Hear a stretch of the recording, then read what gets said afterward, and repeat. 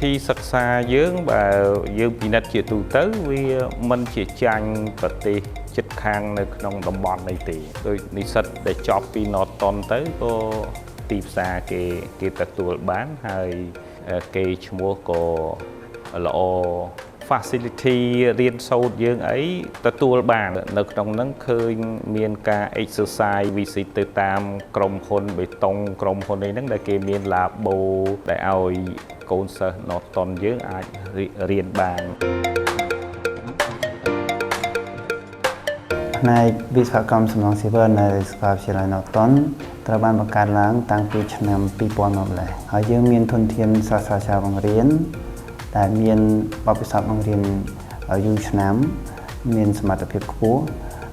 និងមានជំនាញច្បាស់លាស់ដោយពួកគាត់មានសញ្ញាបត្របណ្ឌិតឬអនុបណ្ឌិតសាស្ត្រាចារ្យភាគច្រើនបាននឹងកំពុងបម្រើការងារក្នុងមុខតំណែងធំៗទាំងក្នុងស្ថាប័នរដ្ឋនិងក្នុងក្រុមហ៊ុនឯកជនធំៗនៅក្នុងប្រទេសផងដែរដូច្នេះពួកគាត់បានផ្សារភ្ជាប់នៅសកម្មភាពការងារជាក់ស្ដែងទៅក្នុងមេរៀនដល់និស្សិតយើងនៅក្នុងថ្នាក់ផងដែរជាតង់មួយការអនុវត្តយើងមានឧបករណ៍ច្រើនណាបាទយើងមានរាប់ចាប់ពី auto level taillift total station បាទដោយឧបករណ៍នេះយើងហៅ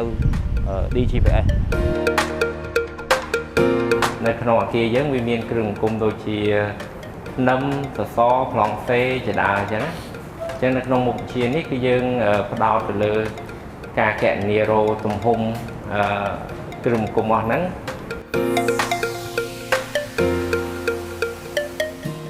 និស្សិតរបស់យើងកន្លងមកតាំងពី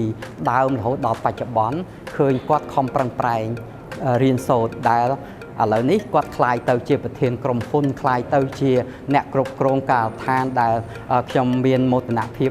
ជាច្រើនទូទៅដែលសាកលវិទ្យាល័យ Norton យើងនេះមាននិស្សិតមកពីគ្រប់បញ្ចដ្ឋានទាំងអស់នៅក្នុងប្រទេសកម្ពុជាចេញទៅធ្វើការកន្លងមកហ្នឹងគឺភាគច្រើនគឺគាត់មានជោគជ័យទៅលើវិជ្ជាជីវៈរបស់គាត់បន្ទាប់ពីខ្ញុំបានបញ្ចប់ការសិក្សាពីសាកលវិទ្យាល័យ Norton ខ្ញុំបានផ្ទាល់ក៏ដូចជាមិត្តរួមជំនាញសុទ្ធសឹងតែមានឱកាសការងារដែលឈរនៅលើវិស័យសំណង់ក្នុងនោះពួកគាត់ខ្លះគាត់ជា designer អ្នកខ្លះគាត់ជា project manager មើលការអាឋានសំណង់អ្នកខ្លះគាត់មានលទ្ធភាពក្នុងការបើកជាក្រុមហ៊ុនសាងសង់ខ្លួនឯង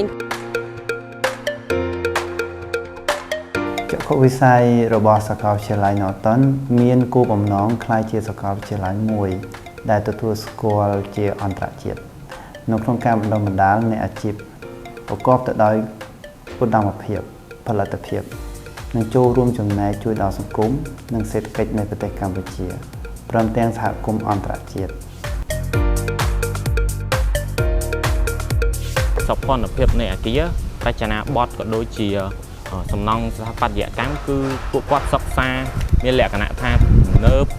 ច្នៃប្រឌិតស្អាតមើលមកមានភាពតាក់ទាញមានថ្នាក់ធំល្អមានដូចជាសម្ភារៈតុកៅអីក៏ដូចជាមានជា LCD មានជាម៉ាស៊ីនត្រជាក់ដែលបំពាក់ដោយឧបករណ៍ទំនើបជាងមានជាបណ្ណាល័យសម្រាប់ដែលយើងសិក្សាស្វែងយល់បន្ថែមតាក់ទងទៅនឹងជំនាញរបស់យើងបរិយាកាសនៅក្នុងបរិវេណសាលាហ្នឹងគឺវាស្រស់ស្រាយពេលយើងមកធ្វើ assignment អីចឹងគឺវា relax ដោយសារតែ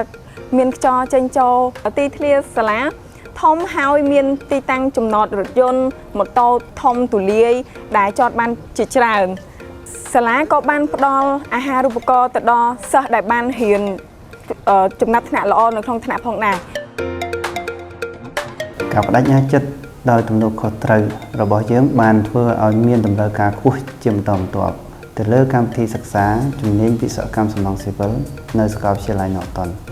ដែលបណ្ដាលឲ្យមានចំនួននិស្សិតចុះឈ្មោះចូលរៀនច្រើនលើសលប់ជារៀងរាល់ឆ្នាំ